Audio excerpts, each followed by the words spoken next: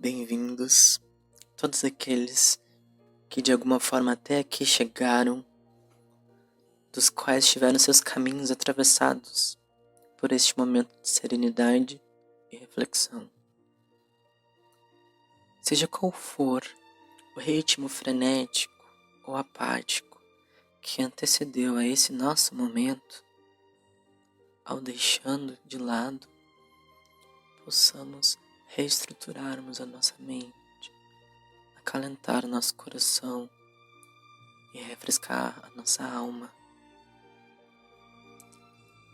Vamos nos sintonizar com as mais puras correntes energéticas do Cristo e em percebendo nossos problemas cada vez mais distantes, as vozes das nossas ansiedades cada vez mais baixas, vamos abrindo espaço para sublimes conselhos e consolações para as nossas aflições. Antes de nos encaminharmos para o nosso Evangelho no Lar, gostaria de fazer uma breve introdução ao seu significado e sua importância. Este processo magnético utiliza-se do amparo de esferas espirituais superiores, que ao serem invocadas por meio da prece, restabelecem a saúde energética do indivíduo e do lar. Costuma-se utilizar um recipiente com água pura, que será magnetizada, ou seja, abençoada pelos enviados divinos. É feita a leitura de um trecho do Evangelho, que será interpretado e comentado para sua melhor assimilação. Não importa aqui a quantidade do texto lido, e sim daquilo que foi verdadeiramente apreendido e sentido. Vale ressaltar do compromisso criado com os espíritos superiores ao estabelecer um dia e uma hora na semana para este momento. É importante vincular ao seu cronograma esse comprometimento espiritual.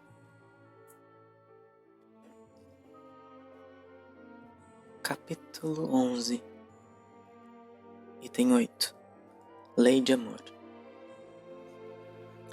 O amor resume inteiramente a doutrina de Jesus, porque é o sentimento por excelência. E os sentimentos são os instintos elevados à altura do progresso realizado. No seu início, o homem não tem senão instintos. Mais avançados e corrompidos, só tem sensações. Mais instruídos e purificados, têm sentimentos. E o ponto delicado do sentimento é o amor. Não o amor no sentido vulgar do termo, mas este sol interior que condensa e reúne em seu foco ardente todas as aspirações e todas as revelações sobre-humanas. A lei do amor substitui a personalidade pela fusão dos seres e aniquila as misérias sociais. Feliz aquele que, ultrapassando a sua humanidade, ama com amplo amor seus irmãos em dores. Feliz aquele que ama, porque não conhece nem a angústia da alma, nem a miséria do corpo, e seus pés são leves, e vive como que transportado para fora de si mesmo. Quando Jesus pronunciou essa palavra divina, amor, ela fez estremecer os povos, e os mártires, ébrios de esperança, desceram ao circo. O Espiritismo, a seu turno, vem pronunciar uma segunda palavra do alfabeto divino. Estai atentos, porque esta palavra ergue a pedra dos túmulos vazios, e a reencarnação, triunfando sobre a morte, revela ao homem maravilhado seu patrimônio intelectual. Não é mais aos suplícios que ela o conduz, mas à conquista do seu ser elevado e transfigurado. O sangue resgatou o espírito, e o espírito deve hoje resgatar o homem da matéria. Disse eu que, no seu início, o homem não tem senão instintos, e aquele, pois, em que os instintos dominam, será mais próximo do ponto de partida do que do objetivo. Para avançar em direção ao objetivo, é preciso vencer os instintos em proveito dos sentimentos, quer dizer, aperfeiçoar estes, sufocando os germes latentes da matéria. Os instintos são germinação e os embriões do sentimento. Neles carregam consigo mesmo o progresso que a bolota encerra o carvalho, e os seres menos avançados são aqueles que, não se despojando senão pouco a pouco de sua crisálida, permanecem escravizados aos instintos. O espírito deve ser cultivado como um campo.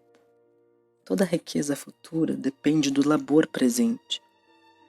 E mais do que bens terrestres, levar-vos-á a glória da elevação. Então que, compreendendo a lei de amor que une todos os seres, nela encontrareis as suaves alegrias da alma, que são o prelúdio das alegrias celestes. Lázaro, Paris, 1862. Que interessante essas passagens do Evangelho, porque elas são tão centrais da nossa doutrina e do cristianismo, porque Jesus foi exatamente o que veio trazer na sua segunda revelação a mensagem principal, que trazendo a mensagem principal do amor, né, que foi justamente a sua mensagem, ele disse aqui que, estremeceu os povos e os mártires desceram ao circo, desceram à terra. Isso é extremamente importante porque ele desbloqueou na humanidade um novo tipo de pensamento, que é como se fosse uma inteligência nova, que é o sentimento. Ele veio nos trazer uma capacidade nova aos seres humanos.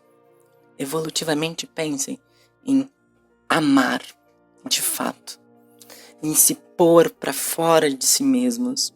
É a lei principal do cristianismo, e o espiritismo, sendo cristão, ele traz isso como nossas reflexões. E ele é mais um caráter filosófico, e ele consegue classificar, então, verbalmente, em nosso vocabulário, e diferenciar sentimentos, a palavra sentimento, como uma coisa muito mais pura e etérea, muito mais gloriosa, perto do divino. Então pense nos sentimentos divinos, a caridade, a humildade, o amor, né?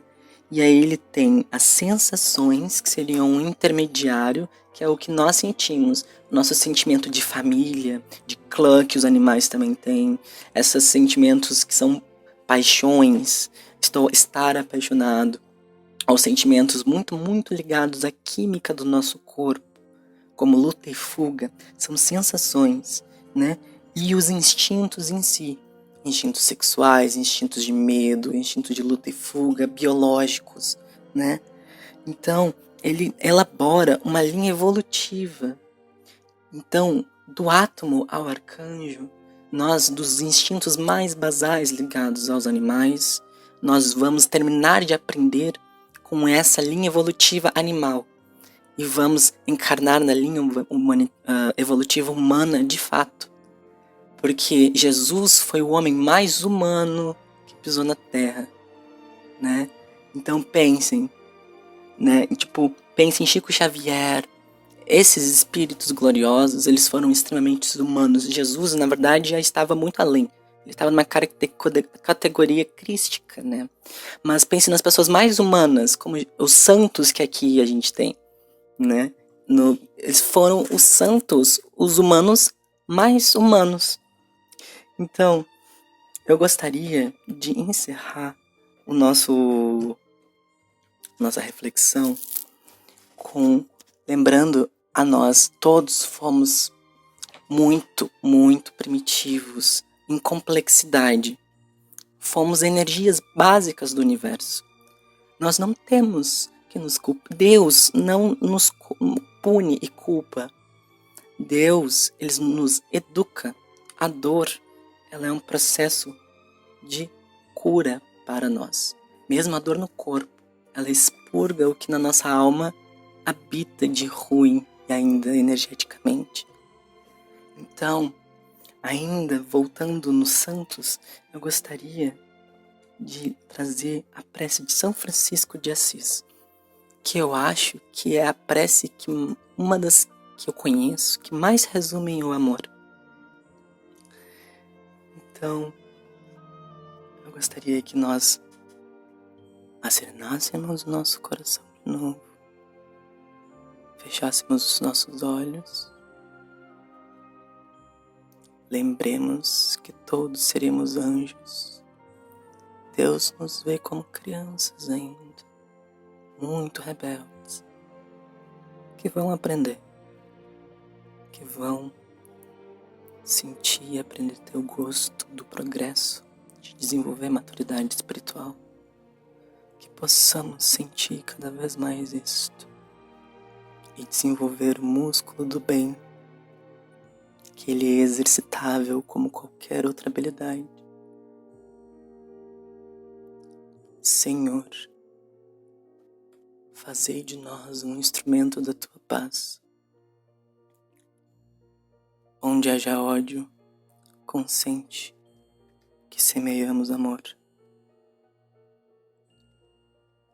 Perdão, onde haja injúria. Fé, onde haja dúvida. Verdade, onde haja mentira. Esperança, onde haja desespero.